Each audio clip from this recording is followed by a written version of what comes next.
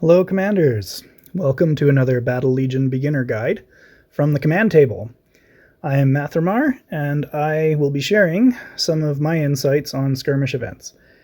This video is intended for beginners. If you are a seasoned player, please feel free to check out my endgame clan raid playlists. For the rest of you that are still new or learning, I'm going to provide you with effective guidance for successfully completing skirmish in almost any circumstance. Today, we'll be covering three topics. First, we'll discuss which core units can best help you to win all three skirmishes. Second, we'll show you how to use these core units to crush every skirmish in rapid fashion. And third, I'll reveal a simple yet effective trick to planning your strategy that will make your skirmish experience very easy. So, if you like what you see in this video, please like, subscribe, and hit notification bell if you want to be notified when I drop new content. Also, do feel free to ask questions or leave comments or suggestions in the comments below. So let's get right into it. These are the must-have units for skirmish. First, we have assassins. You can delete key units from the enemy side almost instantaneously. It's worth 2, 4, and sometimes even 6 or 8 army points to remove the most powerful units from the enemy side right away. I'd recommend having at least 2 sets of assassins up to level 8. The next are Risen Warriors. Less expensive than assassins, but you also have to account for the delayed arrival. In circumstances where there are more spots on the map to cover, it may be worth using 2 to 4 Risen Warriors over 1 to 2 assassins. I recommend having at least 3 sets of Risen Warriors to level 8. Then we have Thorn Guards. In my experience, it seems that well over 50% of enemy armies will have either assassins or Risen Warriors of their own. You can often find the optimal placement for one set of Thorn Guards that can account for all 3 maps. I recommend having at least 1 set of Thorn Guards to level 8. The next on our list are Bombbots. Even if you only use them to counter a threat on one of the 3 skirmish maps, that can make all the difference in freeing up the rest of your units to do their job for the other 2. More often than not, however, a single Bombbot can neutralize a big threat on one map and still knock out some smaller threats on one or both of the other maps.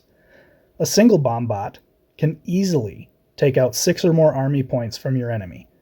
A 1 to 6 trade is very nice. I'd recommend having at least 3 Bombbots to level 8. The last is Mine Shrooms. Sometimes you don't want to blow something up.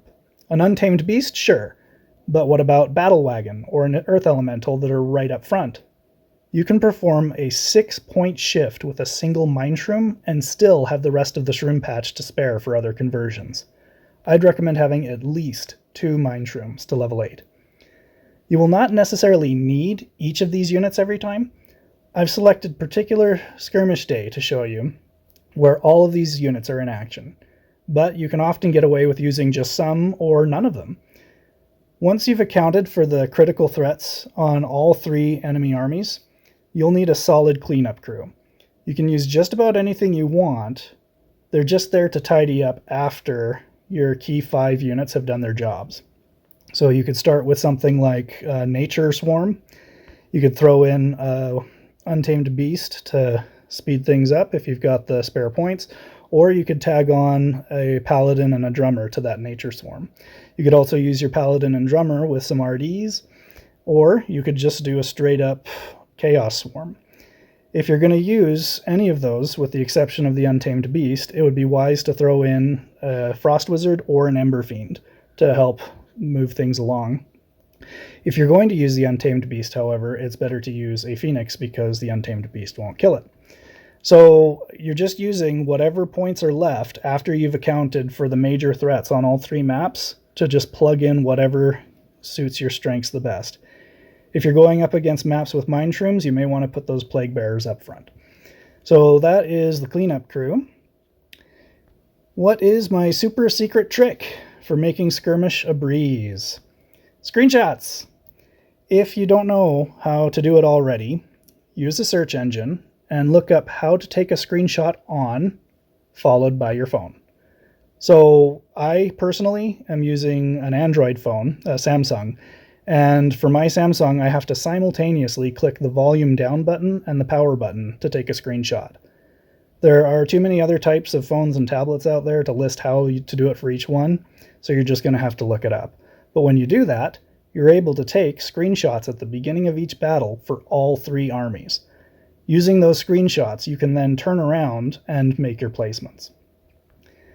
So let's get right into it. Why are we doing the screenshots? Your opponent's armies are going to be in the same position every time. They don't alternate. That day for skirmish is what's there for that day. So you can pinpoint your response by using those screenshots. What am I looking for in the screenshots? I'm looking for key units to take out, which are primarily the mythic units. Other notable things you might try to take out are things like Valkyries and Soul Pylons, but for the most part, you're just looking to knock out the major threats, which are normally the mythics. You also will be able to account for enemy assassins and risen warriors with your Thorn Guards, or if you want to throw in some Plague Bearers or Shield Bearers in the back, that's also an option, but I prefer Thorn Guards personally. And you can also identify high traffic areas where you can put things like Draining Spirits or Entangling Roots, things like that, to help manage a very heavy swarm or something to that effect. So let's break down a skirmish. This is my primary account, and on my primary account, since just like most people who have been rank 16 for a while, you can just blitz right through a skirmish without hardly any complications. Most folks haven't changed their skirmish army in months, if not about a year, however long it's been since it came out. So this is just my main account's skirmish army. It just mowed right over all 3, but I did take a screenshot at the beginning of each battle. So this was Wave 1. Now in Wave 1, you'll notice down here there is a Barrier Monk and a Frost Wizard. Those are some of the more troublesome units out of this whole build. The other 2 things to account for are the Assassins and the Risen Warriors. So when I made my first placements, I decided to put the Thorn Guards where it would account for all of the Risen Warriors and Assassins, because they'll all run to that center part. So I also accounted for the Frost Wizard and the Barrier Monk by putting the Risen Warriors down at the bottom. Now, what that accomplishes is the Assassins from both here and here are going to gravitate to these Thorn Guards. I'm going to put my primary army up there, and the Risen Warriors, I put them slightly ahead of where the Barrier Monk and the Frost Wizard are going to be, because those typically run up just a little bit, especially given that my army is going to be up in this corner according to the enemy's movement. So that has accounted for the primary threats on that first map. Then what we do is we plug in our group of cleanup crew in the top where they're sheltered by the Thorn Guards from the Assassins and Risen Warriors, and they'll be able to move in and clean up after everything's done.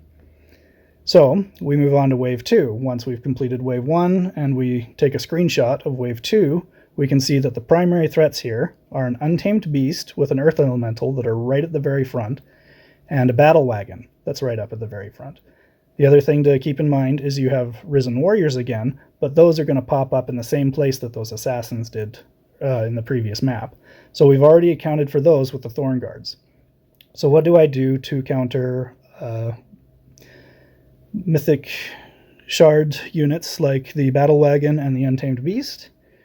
I have added Mine Shrooms and a Bomb Bot. Now this Bomb Bot is going to do almost what I said earlier about taking out 6 army points. In this case, it's going to knock out the Untamed Beast and the Earth Elemental. Initially, it's going to split into smaller units, but it's going to take out its first form.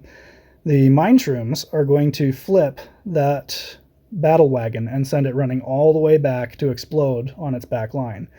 Sometimes there will be a Battle Wagon that's placed further back, and in that case it will hit your Mine Shrooms and start to work all the way back and still hit. It doesn't matter how far back it starts, because as long as it hits those shrooms and heads back, it's going to have 6 seconds to get there. So as long as there's not slow on it, you should be fine. Sometimes people will put their mine shrooms right where their wagon's going to pass through, and then you'll just see the wagon ping-pong back and forth for a bit until it hits the last shroom that's available, and then it's decided from there. Okay, so that covers the second map's primary threats. Let's move on to the third map. The key elements here are the Mind Corruptor and the Arcane Archer.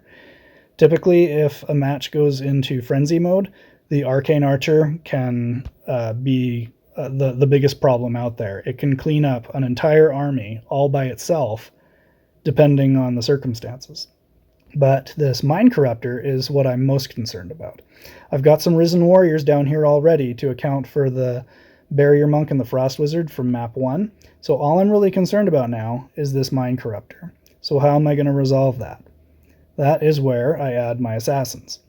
So my Assassins are now going to knock that out. That's a 2-point to 3-point conversion, where he's going to lose that core element of his build, which is the Mind Corruptor, and it's going to be very easy for my army to sustain through that, because I've got the Paladin and the Battle Drummer with some high DPS that's just going to grind right through.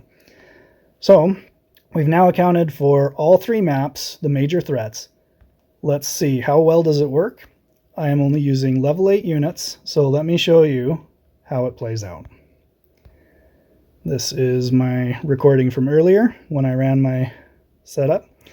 Now you'll notice down here, Risen Warriors are going to pop up, take care of the Frost Wizard and the Barrier Monk. My Thorn Guards have handled the Assassins and the Risen Warriors, so that's all been resolved. And then it's just a matter of letting the cleanup crew do its job. Okay, second map, moving on. We are concerned about the Battle Wagon and the Untamed Beast. Untamed Beast is resolved instantaneously. Wagon becomes mine, and that's a 6-point shift. Loss of 3 points on the enemy side, plus 3 points for me. Thorn Guard still doing their job, taking care of everything coming from behind. Game over.